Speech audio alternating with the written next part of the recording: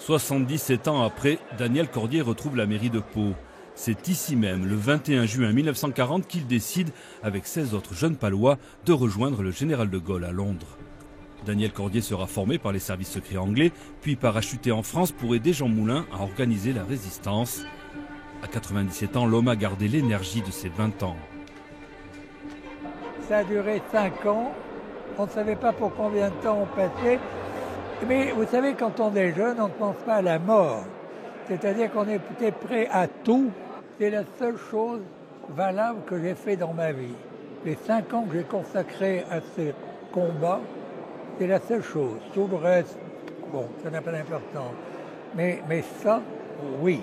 Et c'est la seule chose dont je suis sûr que je le recommencerai. Absolument.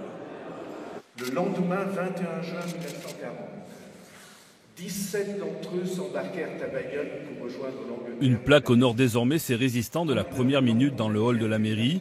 À l'origine de l'hommage, l'ancien procureur de Pau, Jean-Christophe Müller. Durant son passage en Béarn, il s'est passionné pour cette petite histoire qui fit naître de grands hommes. Comprendre ce qu'ont fait les gens à cette époque-là et se demander si on aurait été capable de faire la même chose et se demander ce que l'on aurait fait si on avait été dans les mêmes conditions. Et ça ouvre un abîme de réflexion historique et aussi un abîme de réflexion personnelle. Aujourd'hui, il ne reste plus que 10 compagnons de la Libération, encore témoins de cette page de l'histoire de France.